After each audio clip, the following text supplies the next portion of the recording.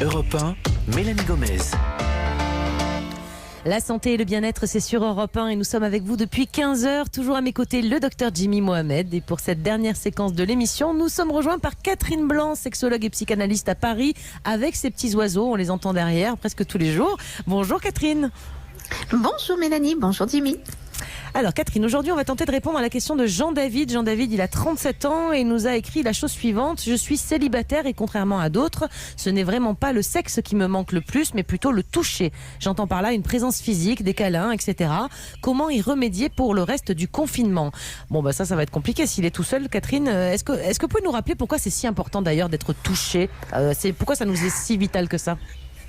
Alors parce que nous sommes des mammifères et que nous sommes construits dans une matrice, et dans ce qui nous concerne pendant 9 mois, nous avons été caressés, tout notre corps a été caressé et notre développement, notamment système nerveux, s'est fait au rythme, s'est fait avec ces mouvements intra-utérins, et nous en avons gardé la mémoire et comme donc tous les mammifères, nous avons recherché et nous recherchons la caresse, le câlin. D'ailleurs, vous avez qu'à voir le chat, le chien qui viennent réclamer toute cette attention et qui vient l'apaiser, le détendre et se sentir exister pour lui-même et se sentir exister dans le lien à l'autre. Jimmy ? Est-ce qu'à l'inverse, le toucher va pas devenir quelque chose de dangereux? Il y a quelque chose qui m'a un peu perturbé. Alors nous sommes en période de confinement, mais lorsque j'ai été faire des courses, il y a une personne un peu âgée qui a trébuché sur moi et j'ai essayé de la rattraper. Donc je l'ai attrapée par le bras pour ne pas qu'elle tombe et elle m'a dit « Oui, très bien, mais ne me touchez pas ». Et j'ai l'impression que lorsqu'on va sortir du confinement, on aura peut-être un rapport presque pathologique, non, au toucher? Absolument, c'est un risque, c'est de rentrer dans un regard paranoïaque de l'autre, comme si l'autre était mon ennemi, une mise en danger permanente, alors que fondamentalement, ce serait d'ailleurs se faire beaucoup plus de mal que le risque qui est un risque certes de contagion, mais presque mineur par rapport à notre besoin humain d'être les uns avec les autres. Nous sommes, rappelons-le, nous sommes une espèce qui ne vivons pas de façon solitaire, nous sommes comme nous vivons en communauté, nous avons besoin de la communauté, nous sommes interdépendants les uns des autres, et le toucher participe de ça. Nous avons besoin de nous sentir. Quand vous pensez que des gens font des files d'attente incroyables pour se faire prendre dans les bras par une femme, non pas parce qu'elle est plus sainte que les autres, juste parce qu'elle offre ce contact en toute sérénité, sans aucun autre objectif que d'accueillir l'humain.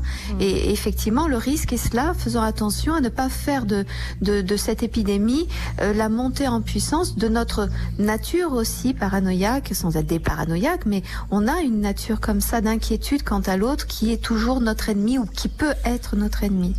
Et Catherine, si c'est si important le toucher, vous avez rappelé que ça remonte bien souvent chez nous tous à l'enfance, déjà quand on était dans le ventre de notre maman, parce que c'est pas juste que ça nous procure du plaisir, c'est aussi que ça a fait plein de réactions chimiques dans notre cerveau. Je crois que c'est prouvé au niveau hormonal.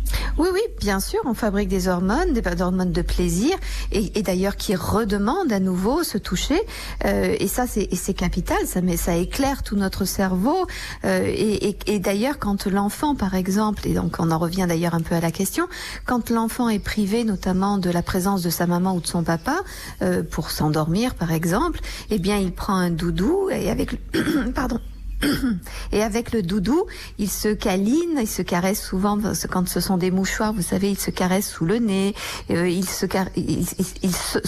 y a une sorte d'auto-érotisme qu'ils mettent en place, qui les rassure et les renvoie à ce qu'ils ont connu et qui les apaise, qui les met en sécurité, de par justement et l'aspect psychologique et aussi l'aspect physiologique qui se remet à l'ordre du jour et en sécurité. Alors vous, Jimmy, qui avez plein de doudous, je le sais, qu'est-ce que vous voulez dire là-dessus de plus ?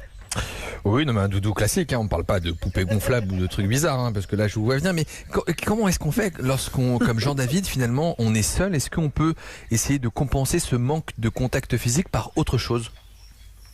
Alors, de toute façon, évidemment que le but, c'est...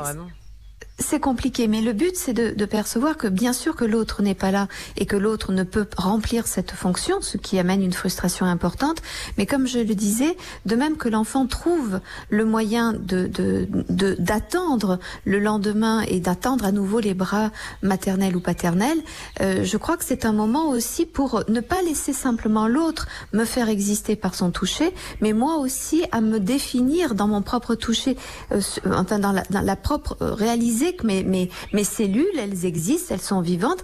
Déjà prendre conscience quand on prend une douche, on ne fait pas que se laver, c'est déjà un câlin merveilleux, l'eau qui glisse sur soi, une douche ou un bain si on préfère, sentir tous ces moments comme ça de quand on enfile quelque chose de douillet, quand soi-même peut-être on peut se masser, se mettre de la crème, c'est le temps, on a plus de temps maintenant puisqu'on n'a pas à courir au travail, même si on travaille à la maison, qu'on en prenne le temps pour prendre soin de son corps, toucher ce corps, masser ses pieds, masser sa tête, prendre le temps de se brosser les cheveux, dans le sens de l'automassage, comme ça, c'est tout... important, bien sûr.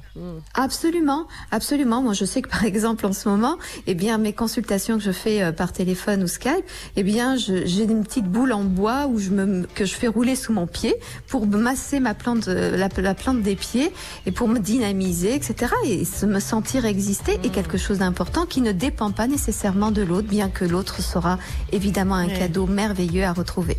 Eh bien, on retiendra les vertus donc très fortes de l'automassage. Merci beaucoup Catherine pour tous ces conseils. On vous retrouve bien sûr demain.